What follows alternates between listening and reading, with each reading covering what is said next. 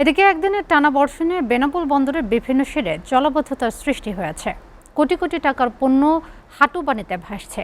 এ নিয়ে দুশ্চিন্তায় পড়েছেন আমদানিকারকরা।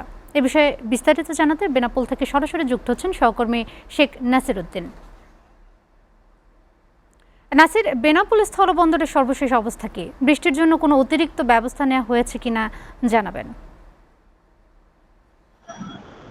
জি রোদেলা, ধন্যবাদ আপনাকে। আপনি যেমনটা বলছিলেন, আসলে বাংলাদেশের বৃহত্তম স্থলবন্দর বেনাপোল, এই বন্দরের সরকার সিংহভাগ রাজস্ব পেয়ে থাকে। তো গতকালকে থেকে, অর্থাৎ গতকাল আজ প্রায় 24 ঘন্টা এই বেনাপোল ভারী বর্ষণের কারণে বেনাপোল স্থলবন্দরের ভিতরে যে পরিমাণ জলবদ্ধতা সৃষ্টি হয়েছে, এতে করে বিশেষ করে রপ্তানিকারকরা আর্থিক ক্ষতিগ্রস্তর মুখে পড়েছে।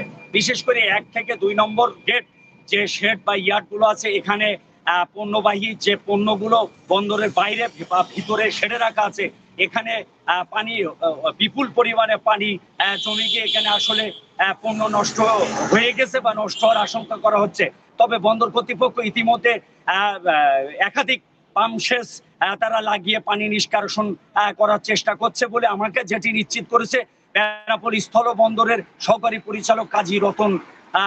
তিনি আমাকে বলেছে আসলে জলবদ্ধতা সৃষ্টি হওয়ার কারণেই হয়েছে। তবে আমদানিকারকরা বলছে যে আসলে এই বন্দরে একের পর এক সমস্যা দেখা দিচ্ছে। এই কারণে এই বন্দর থেকে ব্যবসায়ীরা আসলে মুখ ফিরিয়ে নিয়ে পার্শ্ববর্তী বন্দরে চলে যাচ্ছে।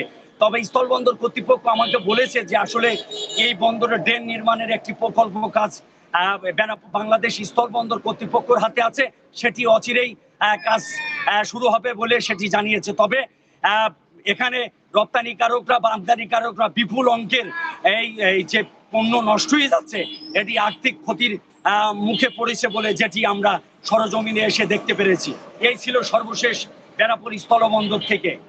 নাসির, আপনাকে ধন্যবাদ।